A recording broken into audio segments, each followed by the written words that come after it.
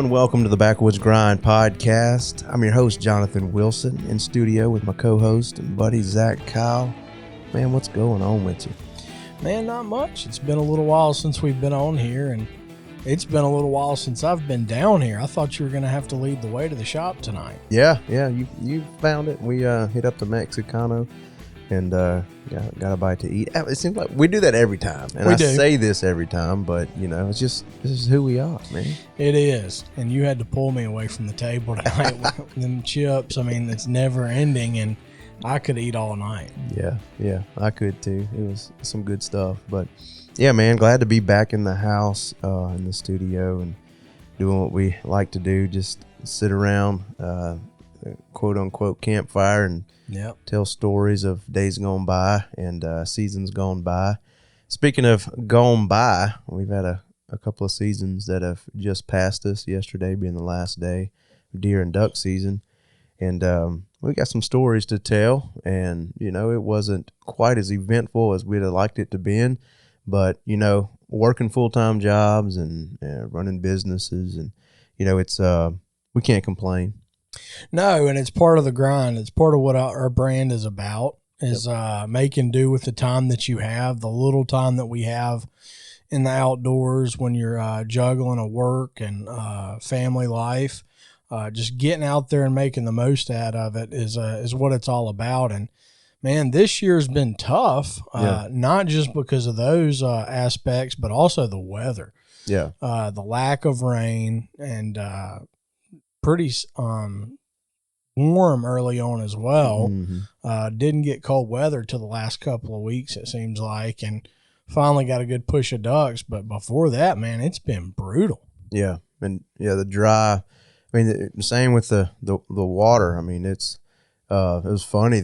Yesterday morning, the day before, maybe I got a notification from the Weather Channel saying that there's a river flood warning. Yeah, hadn't seen that in probably a year. Isn't it crazy how fast it happens? Yep, it was super low, record lows as far as I know on the Pearl River, and then getting notifications that it's going to flood. So it's a drastic change. I was crossing the Pearl River in Jackson this couple days ago, and it's like, almost cresting. It's crazy. And, looking at the water levels in Arkansas, just right there at flood stage, it's just now getting good for the ducks. And here it is, it's over, and we have another season behind us. It's crazy. Yep. They come and go. Seems like faster every year. And we don't ever get out as much as we want to. But we had a couple of good hunts this year, both deer and duck. We really did. It's we're going to save some of them for a future podcast because there were some other people involved on hunts. I had a really cool crane hunt that me and Mark got to be a part of. We'll have to pull him in on a podcast. You and Mark and Tyler, all of us went up to Kilby Break this year. Yeah. And had a banger of a hunt. That was a blast. It was. It was a little different than the last one we've talked about on the podcast, where we all went up. And in that it lasted a little longer. Yeah. We still had a really good hunt, but it wasn't quite as fast, which I like. I do too. Yeah, you can chat and pick at each other, and we had a lot of fun picking at Sam and always. And so yeah, it was a slower hunt, but still a banger, man. It was a really good hunt. And I think we actually had mosquitoes out that day. Yeah, it was warm. They had off spray. Yeah, in the blind. It's crazy, but we had a really good hunt. You got some pretty cool footage that day of some groups we shot into. It was just, it was a lot of fun. I always enjoy going to hunt with Adam and them, and I'm looking forward to seeing them in a couple weeks, man. Yep. They've been texting me, and Brent was texting me today, and just getting fired up. Hopefully we'll get them on the podcast while we're in Nashville. Yeah, man. NWTF coming up 2 weeks from yesterday. By the time this airs, it'll probably be a week out. But it's our Super Bowl of shows every year, and this will be our 4th year in a row to go. And we've got a new location, new booth. But I think it's a better spot. We're going to be close to Primo's, still across the aisle from the KT team and Penn Hody, Dave Owens, and pretty close to the NWTF merch. So, man, it's a really good location. I think we're going to have a really good show this year. I was thinking, you say it's our 4th year.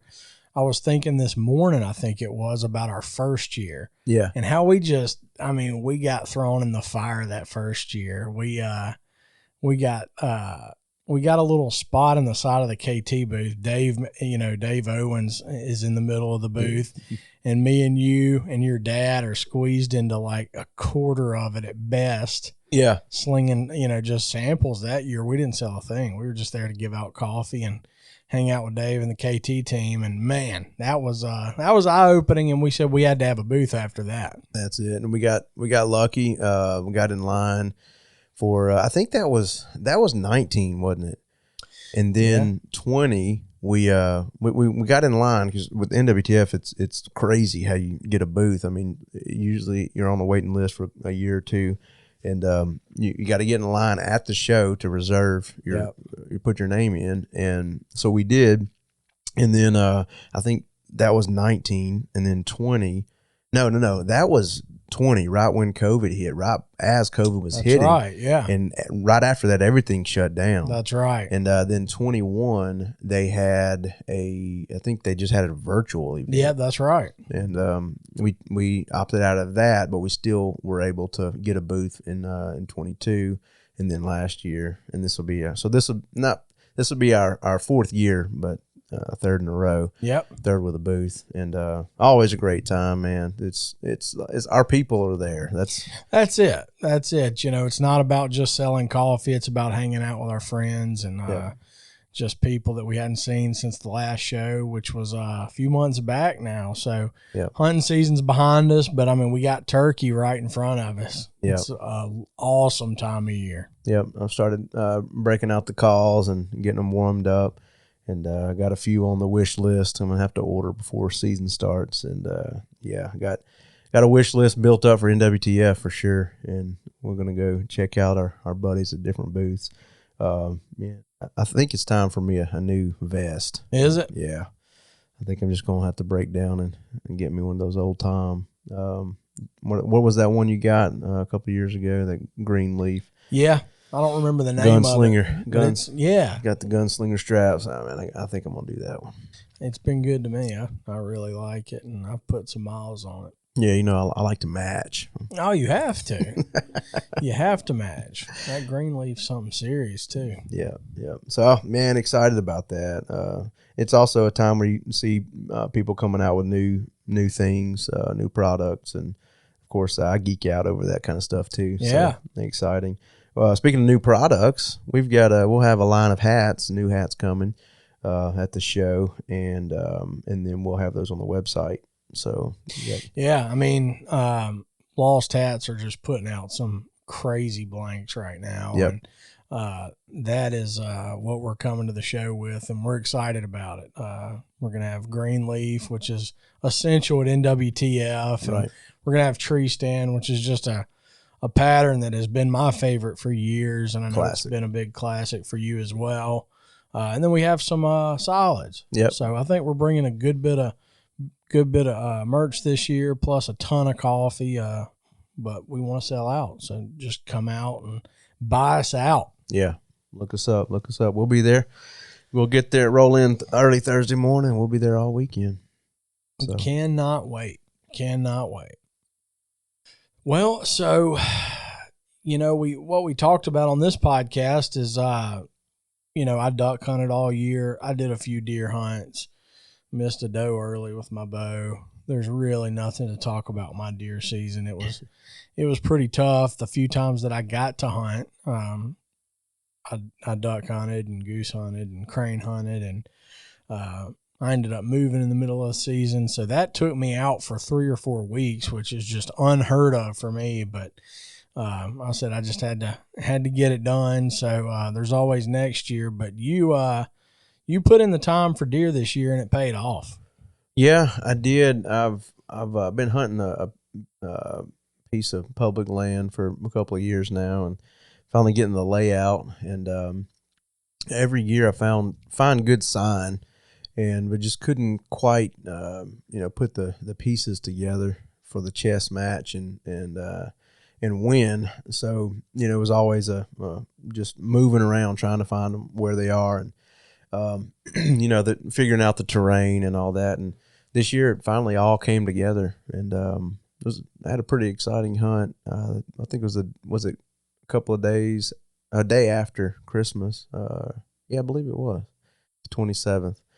And so yeah, it was an exciting hunt. And Yeah, just before you dive in, thinking about it, you weren't that far. I'm going to say the X because that's duck lingo, but you weren't far from that spot. I mean, for years you've been very close to where you needed to be in it, but it's taken you time to fine tune your setup to where you could make it happen like this. It's crazy how little of a distance makes a big difference. That's right. Yeah. And I was, I'm hunting with a shotgun. So, I don't have so let me back up a little bit. I have that pump shotgun that I've wanted to kill everything with. Yeah. My grandpa bought it for my dad back in the early 90s or mid 90s. And my dad has let me use it. It's been at my house for a while. Yeah. And I've wrapped it in bottomland tape and or the covering or whatever. And what is that? Mossy Oak Graphics. Yeah, that's what it is. Yeah. That 3M stuff. But anyway, wrapped it in that, and I think it looks pretty cool. But I've wanted to kill multiple animals with it, and so I've killed ducks with it, and I've killed squirrels with it, and I've killed a turkey with it a couple of years ago, but for the last couple of years I wanted to kill a deer with it. So I've been hunting with that, and so I don't have a big range. It's a smooth bore, 12 gauge. So I'm shooting slugs out of it, and I don't have 200 yards, so I've got to be pretty close. I'm within. I think I had it sighted in at like 60 yards, and so it's not farther than a bow. So you want to be accurate, and so I do have to be close to the X, as you say, and just kind of been always outside of that and outside of the range, and I've put cameras out and had good pictures of decent deer, and just couldn't quite pinpoint them until this year, and finally had a good hunt. But it was an exciting hunt. If you're ready for the story, I am ready for it. So again, even this year, up until that hunt, I was still playing chess, just moving around, and I'm very mobile. Use a saddle setup and with sticks and platform and saddle. So I'm putting my stand up and taking it down just about every hunt, unless I feel like I'm going to hunt in the same spot the next morning. I take it down and move. So I had this particular morning. I decided that the wind was right for an area that I wanted to go to. I'd hunted in there before, but not this particular spot. And the wind was right, so I got in. I always go in super early to sneak in, and so I got in there and got into my tree. And I mean, I'm like, I don't know, an hour before daylight. I'm up in the tree and getting set up and getting the camera set up, and that's another story there. Getting the camera set up and making sure that everything's good. And so I'm sitting there. It's real cold and the wind's blowing. It's pretty calm, but so then the sun starts coming up, and I'm checking I'm checking my phone because shooting time started at 6:30. Yeah, and I just knew. I mean, it's the rut in Mississippi. Anything can happen at any time, and had been getting pictures all day and night, getting daytime pictures, especially those were exciting, and so I wanted to be ready. And so at 6:30, I looked, knew it was time, and at 6:31, I hear deer running toward me, and so I grabbed my gun, and I mean it's so literally a minute after shooting time has started, and this doe ran, I mean, right under my tree. I was like on top of the trail. If I had to, obviously you always can do something different. If I had to do it over, I'd be off the trail a little bit. But she came, but again, I went in there in the dark, didn't know exactly which tree I was going to hunt until I got in there. And that's just, I've always hunted that way and like to do that. So she ran behind me, and I had dropped my orange hat, my hunter's orange hat. And when I got up in the tree, I took my orange hat off and put my camo hat on, and I hung my orange hat up, and I was going to put it in my backpack, but it ended up falling down to the ground. And I was mad about that because, I'm OCD about that kind of stuff. And I just knew that something was going to get downwind of it and smell it. And sure enough, she got downwind of me and stopped like 2 steps from the tree. And but right behind her was a buck. And I looked and I saw him, and he knew something wasn't right because he was watching her. I mean, they stopped just like, split second, just they were standing still. And this all happened within a matter of seconds. But anyway, she apparently smelled my hat and bolted. She blew one time and bolted away. She kept going in the direction she was headed, and she was gone. Well, he kind of stomped and then jumped back, and going back to like the way he was going or coming from. And I was like, man, this is over with. And I could see him. I got a pretty good view of him because he looked up at me, and he's got a tall rack, tight. Yeah. It's tight, but tall rack, and like, man, that's a good buck. It's a buck I had never seen, never got a picture of him or anything, and so it was a split second decision, and I knew it was a decent deer. So, and for public land, it's like you gotta, if it's a decent deer, you gotta take what you can get. That's exactly right. And so he stepped back or jumped back, and he was 40 yards away from me before I could even blink. And then he stepped into the lane. And at this point, I was like, man, I should have brought my bow. Yeah. But he stepped into the lane, and at that time I had the gun raised, and I pulled the trigger and shot him a little forward. But he jumped up in the air and took off. And of course, I called you, and I was shaking. I was shook. And you said, what was that you said? I could only be calling you for one thing. And yeah, I was standing in the stock room. We were just kind of standing around drinking coffee at work, and my phone started ringing, and I look down, and it's you. And I look outside immediately. And I see, it's just barely light, and I was like, there's only one reason he's calling me this early, because I knew you were hunting. And so I immediately got fired up and answered the call. Yeah. So I was like, man, I got one. I knew it was a good deer. I didn't know exactly which deer. Again, I didn't even know it was a deer I had never seen before. I just knew it was decent. And I think I put a good shot on him the way he reacted. And I thought I'd heard him crash. So I'm sitting up there calling everybody and texting, and then so I climbed down, and I can't find any blood. So I'm looking around. I called Pop and told him I think I got a good deer, and so then he called me back, and I don't know if he called you, but he couldn't get me, and so he was worried. So he called Amanda. Amanda was worried.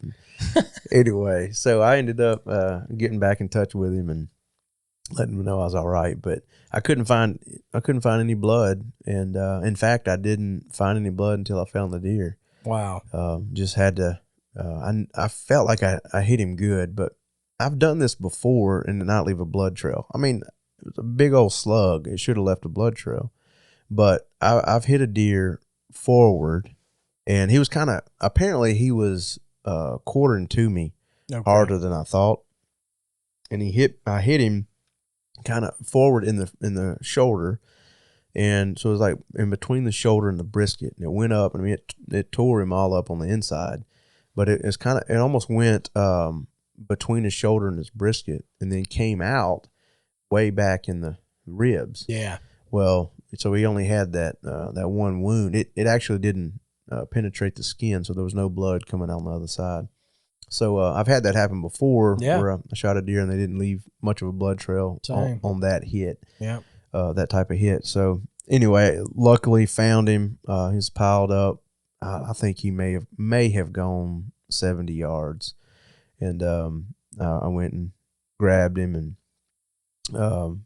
celebrated, of course, and took pictures. And so that's, those moments are the ones where, and I love my job, but I hate that I can't immediately leave and come, because I was like, man, I want to be there, because that's been a few years. You've been due for a few years. You know, you're usually killing a good buck every 3 years or so. Every few years. And we had been talking about how you were due and making it happen. And I've been saying that for several years. This year's my year. I'm due. Oh yeah, and But you put in the time this year, and there's a lot of the stuff that goes into that hunt that for cameras, for instance. I mean, again, we don't have all the time in the world. We both have full-time jobs. We have backwoods grind that we got to do. And so optimizing the time that you have in the stand, and I think you did hunt a decent amount this year, but you're not, and you took off some to hunt, but I mean, it's not like you can hunt for 3 weeks in a row, like some people that are blessed to have that opportunity. So optimizing that time to get on the deer was extremely crucial for this. That's right. Yeah. This was the first year I'd ever taken a rut vacation, and, it was exciting, and I felt good about my odds just because of the time that I had put in, the boots on the ground. I mean, it hunted that particular piece for years, and so I was pretty familiar with it, and just I felt pretty good about it. Like you said, running cameras helped, but of course, hunting public land, you can't put out feed. Nope. It's you got to find trails and rubs and scrapes to put your cameras over, and that's kind of it's cheaper because you're not paying for feed, and your cameras aren't going off every few minutes because and sending you pictures, and you got to have an expensive plan for those cameras. So it is cheaper, but it's still, you got to strategize. Yeah. And I moved cameras several times.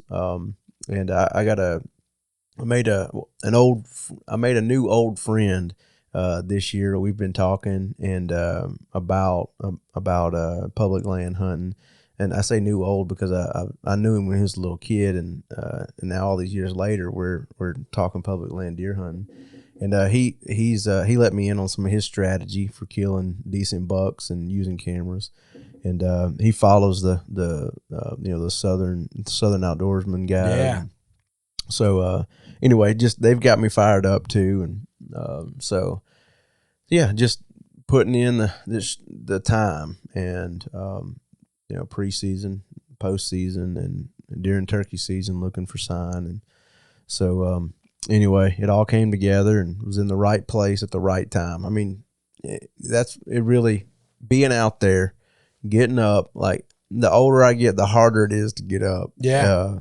And I've always heard guys say that, but it's the truth. But you just got to do it. I mean, if you like the old adage, you can't kill them from the couch, you can't kill them from the bed.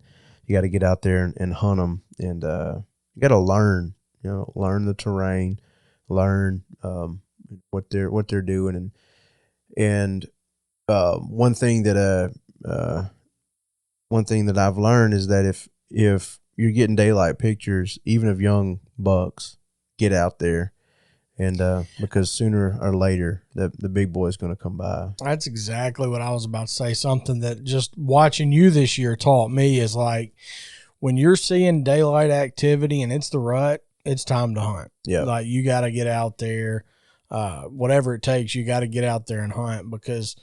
During the rut, the deer are moving somewhere. Mm-hmm. That doesn't mean they're moving everywhere. Right. But you had a place that early on in the year you were seeing deer activity, so you were already where you needed to be. Mm-hmm. So you had the cameras and stuff situated, so when they started moving, you were on them. And so Right. when you started seeing that daylight activity, it's go time. That's it. That's it. You're talking about deer moving, they're going to be somewhere. I was looking through pictures from last year recently, and I noticed a buck that I had on camera, and he was in one place, and then he was probably at least a half a mile away within an hour later at a different camera.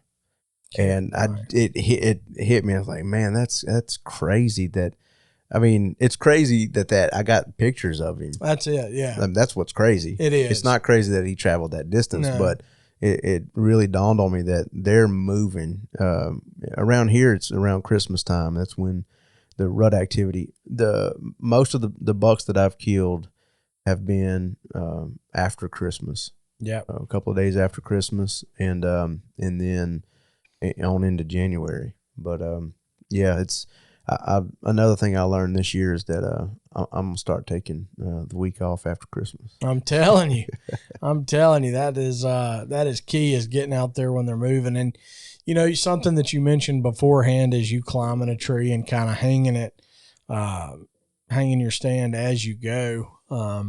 Man, that saddle is, and I'm not in the saddle game because I'm not as big a deer hunter as you, but that saddle is coming in clutch for you because you're able to just move, you know, just tiny different, you know, the trees are not quite as limiting. Yep. And all the movement that you can get. I mean, you can hop down from a tree and move over a couple of trees if you feel like it. Whereas if you have a hang on, it's going to cause a lot more noise and stuff. So that's really been crucial for you this year too, I feel like. It has. I'm more mobile than I've ever been.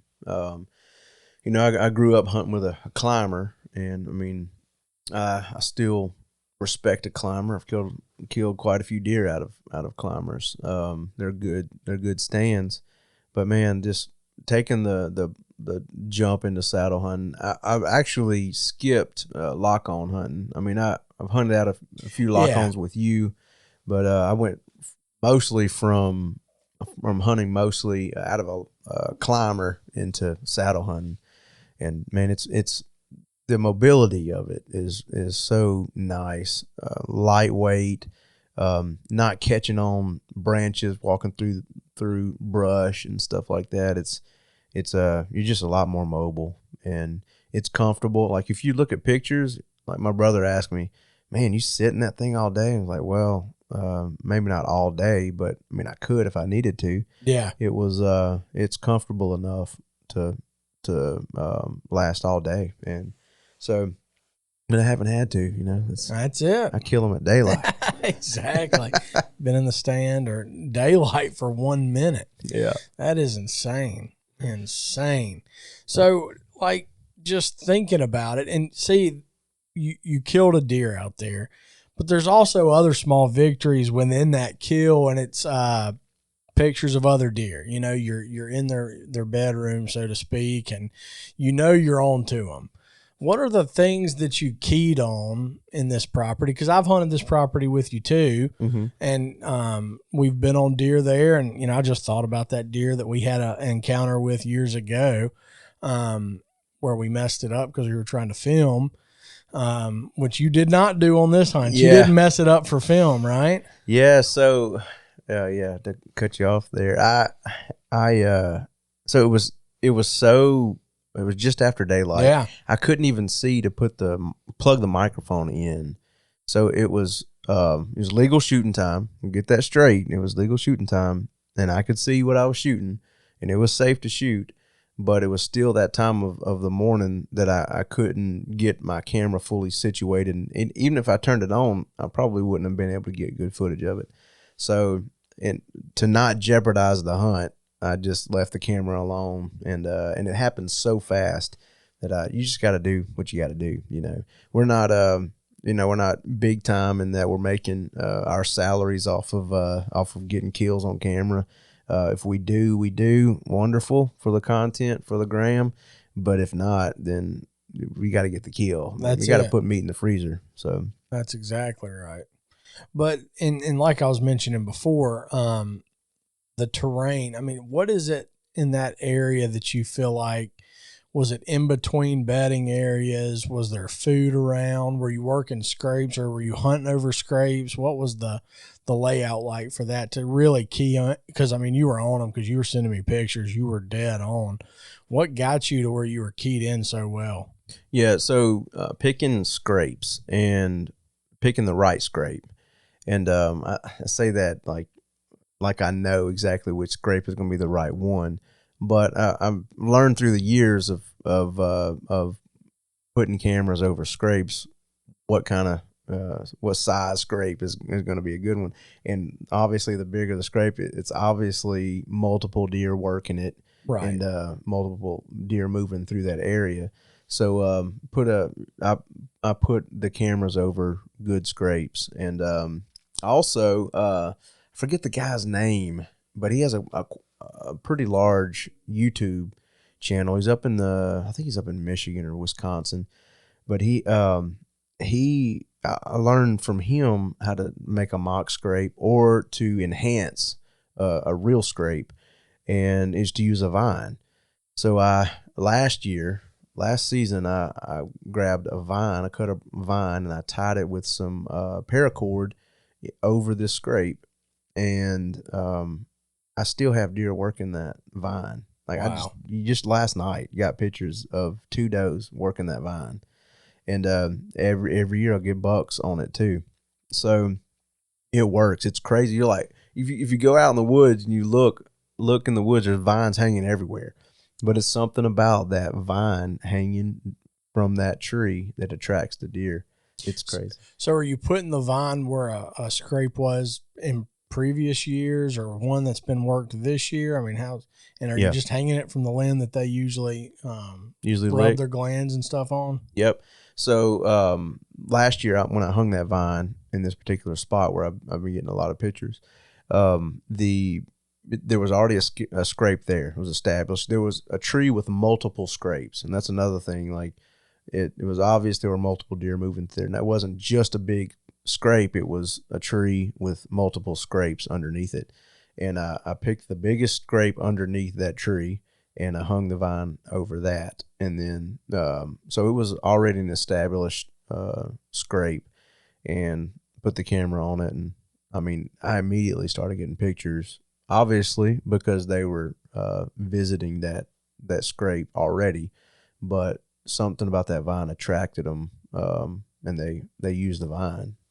So it's pretty cool. I talked to you too much to be just now hearing about this. Are you serious? You've been holding out on me. No, you've man. been holding the secrets to your killing because this is the first time I've ever heard about this. Really? Yeah. Yeah. That's interesting. So so the scrapes were really key for you. How close do you really feel like you have a pinpoint on their bedding area? Yeah, well, there's on this particular piece, there's multiple bedding areas. And last year, I feel like I made a mistake because I found it was an obvious buck bed, and I put a camera on it. And I don't know that I'll do that again because I didn't get a single picture of a buck in that bed. And I think that if it was a mature buck, I feel like it was a mature buck because of the rubbing and scrapes around that bed. But I never got a picture of that buck, and I feel like he knew that something was not right. Might have been the camera or my scent going in there. So I after I don't know, a week or two of which I've heard that deer they don't bed in the same area every night, every day. I mean that's true. But after a couple of weeks of not getting any pictures of bucks in that particular spot, I moved it. And one thing that made me move it was the tree where I hung the vine.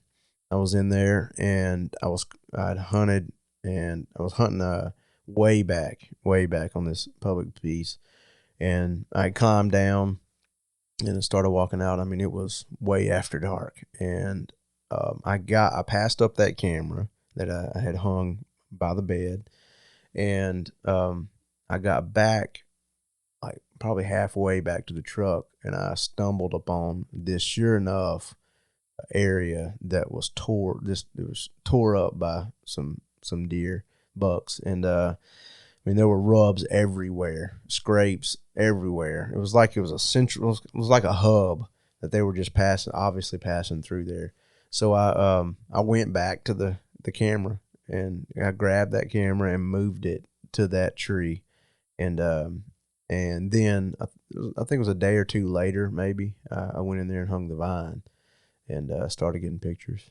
Your whole vine. Yeah. You dirty dog. Been holding out on me. No, I thought we talked about this No, before. we didn't talk about it. You tell me the day after season about your vine technique. I see. Don't tell your dad. Yeah, exactly. Don't tell your dad. Where do you see rubs? Or to me, just thinking about it from, again, just a duck hunter's perspective at this point, is a rub just kind of a general, hey, there's been a buck here, and then scrapes more of, this is something that a deer is going to constantly work? Yeah, I mean, I don't claim to be a biologist. I don't claim to be just I haven't killed hundreds of deer or whatever.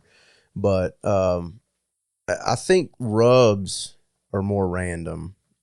And so you might have a good tree that has a rub on that's been a couple of years, and they didn't hit it this year. Right. Like this year I found a sure enough rub. I mean, it was as big around as my bicep, and that, we all know that's huge. But anyway, pretty big tree and so it was obviously a decent buck, but a little bigger than that. Come on, Zach. But anyway, so next year they might not even rub that, and I don't know if it's because the bark is off already. Yeah. And so anyway, I feel like rubs are more random, and scrapes are they usually scrape in the same general area. Yeah. But man, this particular piece it's tore up every year. So finding the right scrape to put cameras on, and I found another spot that I want to put a camera on. And another thing I learned this year is to put cameras over scrapes sooner. So they start scraping in mid-November around here. So as soon as scrapes start appearing, that's when my cameras are going out. I usually don't even worry about putting cameras out, but for one, I think I'm going to leave them out through the summer until I don't see, or through the late spring until I don't see antlers anymore. Yeah. Just to kind of take inventory of deer that I've had on camera. Then after that, I may pull them for the summer, so I ain't having to pay Moultrie and Spy Point. That's right. That's right. Through the summertime, and then when scrapes start appearing again, I'll put them back out. So when you have private land, you put out feed. In Mississippi, you can feed, and you can start getting pictures early, because they're coming to feed. But when you're hunting public land, you gotta either find a trail or know exactly where they're bedding, or wait till the scrapes appear. Yeah, and so that was kind of going to be my next question. Now, is this somewhere that you keyed in early in October and we're getting activity, or did you move into this area as the scrapes appeared? Because what I'm thinking is, all right, you kind of get a feel for this piece of property, and that's the thing. You hunt a property over and over, you kind of get a feel, and I feel like you can be successful year after year using data from previous years. Yep. So if you take what you learned this year on this property and you go forward and you start being successful during the rut, how can you move that forward a month or 2 months and be successful in early October, early November without the rut? Obviously, a food source is going to be a huge key, but were you seeing activity? Were you in the same area even in October, or did you fine tune it? So, as you know, I went on a mission trip early in October, and I didn't get home until the 14th, I think, of October, 12th or 14th. So I hadn't hunted. I didn't start really hunting until November. I hunted a little bit in October. And last year, the acorn crop was crazy. It just seemed like every tree, which I know this wasn't the case, but seemed like every tree produced acorns last year. So there would be no way to pinpoint a specific tree that they're going to be at. Right. I mean, I guess you could if you're looking for drop, poop or whatever. Yeah. But but I mean, there might be a way. Somebody better than me could probably find a way, but it seemed impossible to pinpoint a tree last year. Well, this year it seemed like there was a lesser crop, and but even still, I didn't get out and hunt early season, Yeah. like I wanted to, but of course we were on that trip and had a great time doing that. Sure. But yeah, really. So it was really November before I got out and started hunting and getting serious about it. Yeah, I think that's something I'm excited about next year, is finding out early season. I Mhm. mean, I don't remember what time of the year it was when me and you were back in there and had a buck come in. It doesn't seem like it was super late. It was. Was it It was late? actually January. Was it? Well, I Yeah. was completely wrong then. Because it was the rut. Remember that video we did, and you have to put headphones on to listen, but you can hear a buck grunting and chasing a doe after dark. Yeah, no, that was a cool hunt. So I think it might have been December, but I think it was January. Okay. Well, but I mean, the same year, or maybe the year before that, we were hunting in there early and we were seeing a ton of does in a certain area. So, and for me, I would love to kill a few deer in October. Yeah. And then obviously November, into November, start duck hunting. And then during the rut, kick back off. Mm-hmm. And you hear people talk about killing early season bucks, but I think that's just a lot harder than hunting the rut. It really is. And, Brinson, our buddy Brinson, his uncle, Brandon, is a sure enough buck killer. And he, from what I heard of Brinson, is accurate. Brandon will hunt early season for bucks because they're kind of patternable and you can pinpoint them. But after the first couple of weeks, they kind of get wary and go nocturnal until the rut. So he's killed some early season, and it's about food, like you said, food sources. But I'd usually just focus on does early season. And last year, killed a doe in there, and that was a crazy story. I think we talked about earlier, a previous episode. And that was early. That was like the first week of the season, wasn't it? First weekend, had a cold snap, had a doe come in and killed her.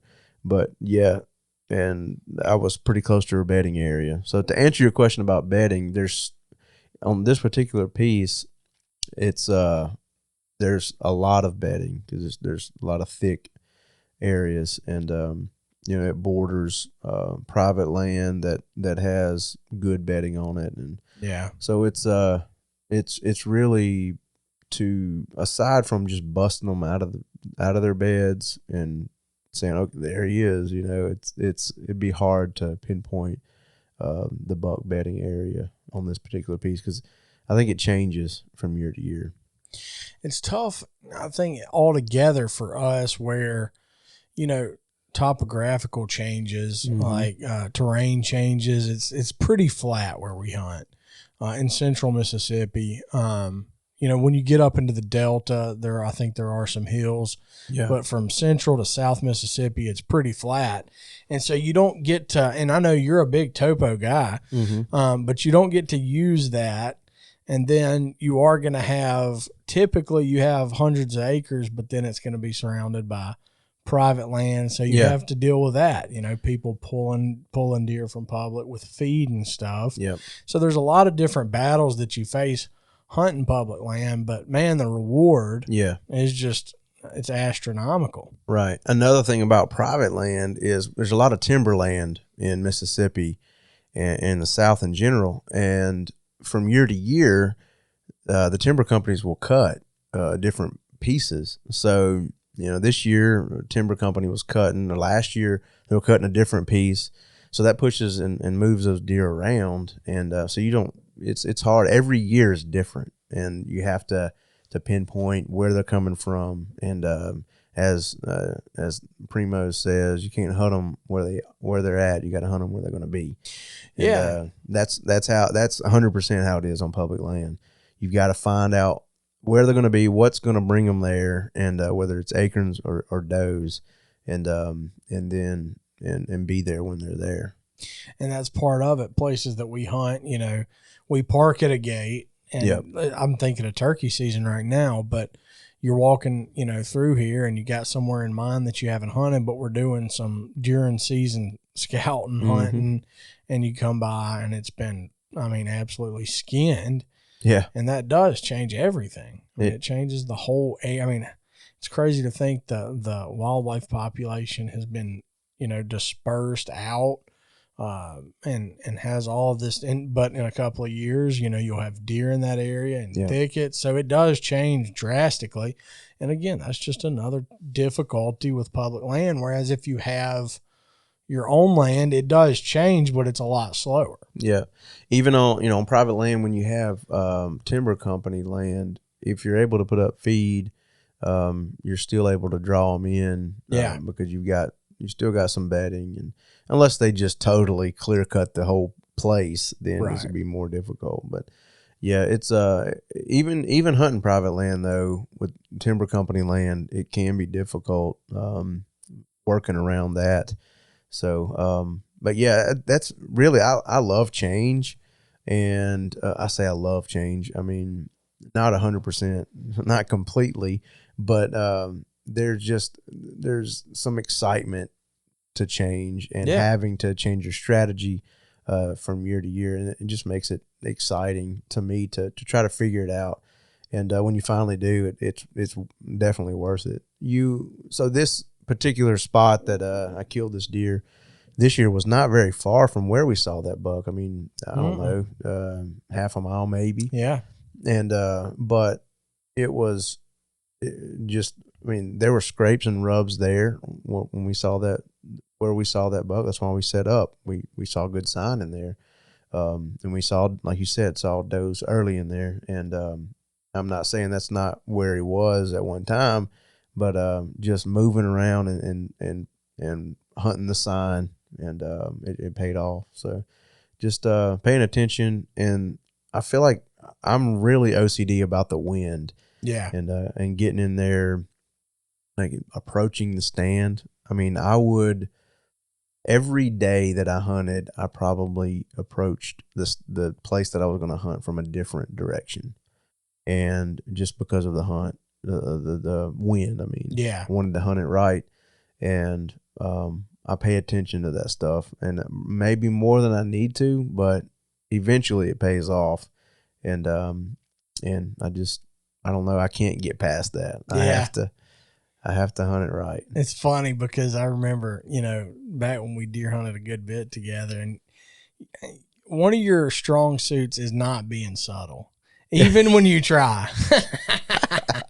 And so you'll text and you'll be like, where are you hunting at? And I'll tell you, and you're thinking the next text will be, what's the wind doing? And you know what the wind's doing. Yeah, you know, I've already looked. Exactly. You're just setting me up. And, you know, and I start looking around and realize that, yeah, it's probably a bad wind where I'm hunting, but I hunt for the joy of it. You hunt for the boredom of it. Exactly. Exactly. No, you got some, you can't see it on camera, but you got some proof here that you can kill some deer. Yeah. It has happened once, at least. No, yeah, you killed some nice deer. You know, what was really cool about that is old-fashioned deer hunting to me. That's what I grew up doing, and that's just, and I've told you, it lit a fire under me for deer season, because that's the way that I grew up doing it, not feeders and filling feeders, and I'm not saying anything about anybody that does that, but we grew up hunting public land, and you just had to scout, and that's how my dad raised us, is to scout and find where they're at and hunt it. And you killed a deer you didn't have on camera, and that's exciting in and of itself. That's just straight old fashioned deer hunting, and that's I love that. Yeah, it is funny that you say that, because you know, getting different deer on camera and then killing one I didn't even have on camera, like you said, it's almost like I don't know, something saying just go back to the old ways. Yeah. And now, I mean, on this particular piece, I feel like I could be successful without cameras, but man, once you start using them, it's hard not to. Of course. But it's one of those places, and public land's not a place that you're typically gonna.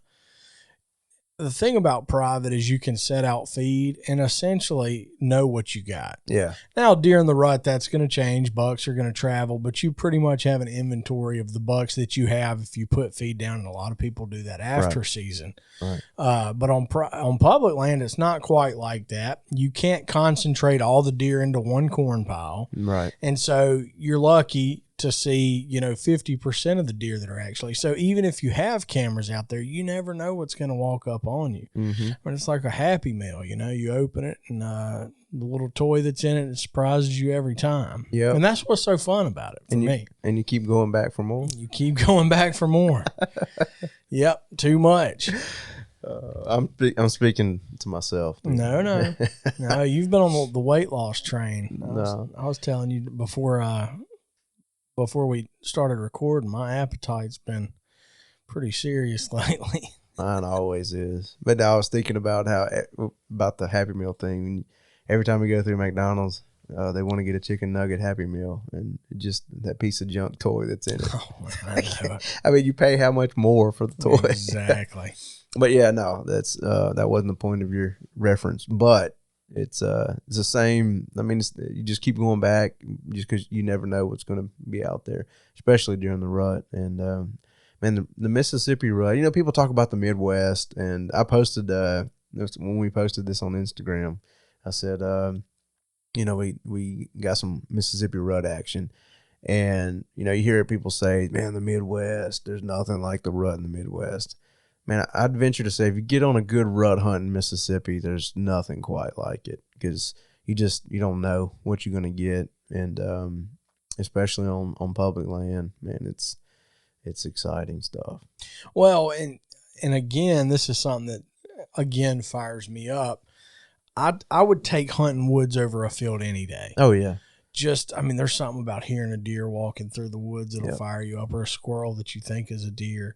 Whatever, you're sitting there, you hear something walking through the woods, that fires me up. And so that in the Midwest is not as prevalent as it is here in the South. You get to hunt these big hardwoods, and it's just there's nothing like it. Big, beautiful hardwood bottoms, and it's just a blast. Yeah. Oh, I love it. Ready to get back out there already. I'm telling you. You saying that if you were fired up, that even lit fire under me even more. Yeah. Just because when we started hanging out, that's what we were doing, deer and turkeys. Right. And it's, I don't know, just getting back to our roots. That's right. I love duck hunting. I do too. I don't like having to drive for them. That's just not. I'd rather deer hunt. Don't crucify me. But I don't know. I'd rather be in a deer stand if I'm gonna have to drive several hours. But I mean, like I said, I do like duck hunting. Of course. But my roots are deer. That's it. I think deep down, me and you both are. We grew up deer hunting, and we can't get away from that. And my wife's not going to let me, because if I don't bring any meat home the next year, I don't know. She's not going to be happy. Luckily, my dad killed a few this year, and he's found a gold mine. Somebody's been giving him deer. Really? Skinned and ready to go. So. I wonder why he texted me the other night and said he needed that grinder. I'm telling you. And then he texted me yesterday, which I'm glad he did. He texted me yesterday and said, hey, don't forget to leave that grinder out for me. And I told him thanks for the reminder, because I had forgotten. Don't tell him I said that. But but we got that LEM grinder. Man, that thing sure has come in handy. We've been burning it up this year. We have been. It's crazy making burger with it, and there's a lot more stuff we could do with it. We need to explore. That's right. Want to make some sausage. Yeah, that'd be awesome. Yeah, I brought mine to a new place this year, Twin City. I brought a shoulder and like just trimmings, and I ended up getting like 26 pounds of sausage. Good night. It's pretty good too. Man. Yep. I'll have to try some of that. Usually we go to Vans there in Brandon, but always up to try a different kind. Yeah. Well, next time maybe we'll be in Nashville on the podcast. And obviously we got to recap duck season, and that's every duck hunt that we had this year plus crane can be fit into one. Because there's not a lot to tell, but the few hunts that we got on and that were good, we had a blast doing it. Yeah, man, it was a good season. I duck hunted one time with Tyler. Yeah, we killed a few, and then that goose hunt. But yeah, I mean, there's some exciting stories to be told. So no doubt about it. That's what this podcast is all about. Telling stories, man. Just keeping everybody up to date on our adventures, and really want to, just encourage people to get out there and do it themselves too, because, if you hunt public land, it's free. That's right. You just get a gun and just the equipment you need and get your out license. there. And definitely your license. And, but if you get all that, priceless fun, memories. Yep. And that's what it's all about. Speaking of license, well, it's not licensed, but have you put in for your draws yet? I have not. I need to. Yep. I got to do that. A couple of weeks left. Yep. I'm going to do that. Turkey draws. I know people rag people for posting in Facebook groups. Do not forget about that's right. putting in the draws. But man, it's available for everybody, and hopefully everybody gets an opportunity. But if not, maybe next year. That's it. Always next year. Got to try. That's it. So. Well, this has been a good one. Yeah, I think so, man. It's good to sit back down and catch up. And yeah, man, looking forward to NWTF in a couple of weeks. And so, yeah, ready to wrap it up? Yep. This has been the Backwoods Grind Podcast, brought to you by Backwoods Grind Coffee Company. Check us out at backwoodsgrind.com, snag a bag of coffee, and use the code PODCAST10 to get 10% off your first order. The podcast is also brought to you by Lost Hat Co. Check them out at losthat.com, the blanks you've always wanted. Also brought to you by Kilby Break Outfitters. They're a fully guided duck and goose hunt service in the heart of the Mississippi Delta. Check them out at Kilby Break Outfitters on Facebook and Instagram. You won't be disappointed. Thanks for listening. We'll catch you next time. See ya.